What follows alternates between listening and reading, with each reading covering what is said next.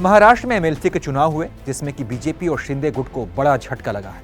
5 सीटों पर हुए चुनाव में भाजपा और शिंदे गुट को केवल 1 सीट पर जीत मिली है। वहीं एमवीए यानी कि महाविकास अघाड़ी गठबंधन को 3 सीटों पर जीत मिली है। 1 सीट निर्दलीय के खाते में गई है।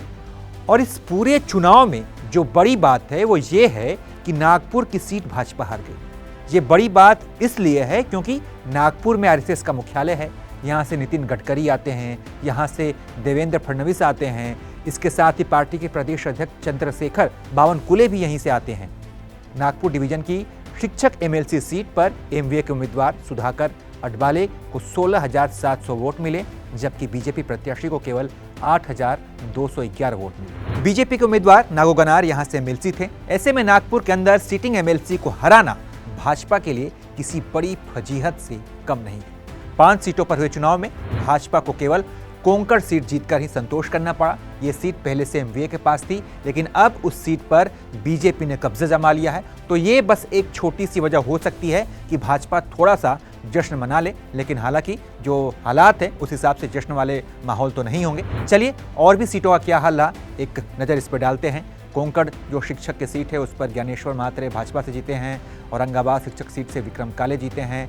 नागपुर शिक्षक सीट से सुधाकर अडवाले जीते हैं जो कि कांग्रेस समर्थित हैं। वहीं नासिक स्नातक सीट से सत्यजीत तांबे जीते हैं जो कि निर्दलीय उम्मीदवार हैं। ये कांग्रेस से बागी होकर इन्होंने यहाँ पर चुनाव लड़ा था, इनको कांग्रेस ने फिर पार्टी से निकाल दिया। इसके अलावा अमरावती स्नातक सीट से धीरज लिंगाडे चुनाव जीते हैं जो कि कांग्रेस से हैं। यानी कि 5 में से भाजपा को केवल 1 सीट पर जीत मिली है और ये किसी झटका से कम नहीं है। नागपुर का हाल ज्यादा सताने वाला है क्योंकि विदर्भ क्षेत्र जो कि भाजपा का गढ़ माना जाता है, इसी इलाके में नागपुर भी आता है। हो सकता है कि यहाँ से हार का असर 2024 के आम चुनाव के लिए खतरे की घंटी हो और इस हार का असर वहां भी पड़े। यहाँ से कुल 10 लोकसभा सीट और इन सीटों पर उस समय की तत्कालीन बीजेपी और शिवसेना के गठबंधन को 9 सीटों पर जीत मिली थी और अब ये दोनों ही अलग हो गए हैं। तो ऐसे में ये हार भाजपा के लिए सताने वाली है। तो अगर हार की वजह की हम बात करें तो इसके पीछे ओपीएस का मुद्दा बताया जा रहा है। ओपीएस को लेकर बीजेपी और शिंदे गठबंधन ने अपना रुख स्पष्ट नहीं किया था। फडणवीस ने विधानसभा में ये बात कही थी कि ओपीएस को दोबारा लागू नहीं किया जाएगा। वहीं बाद में शिंदे और फडणवीस दोनों ने यह कहा था कि ओपीएस को लेकर उनका रुख नकारात्मक नहीं है। यानी कि कुल मिलाकर इन दोनों का रुख स्पष्ट नहीं था, बीजेपी का और शिंदे गुट का।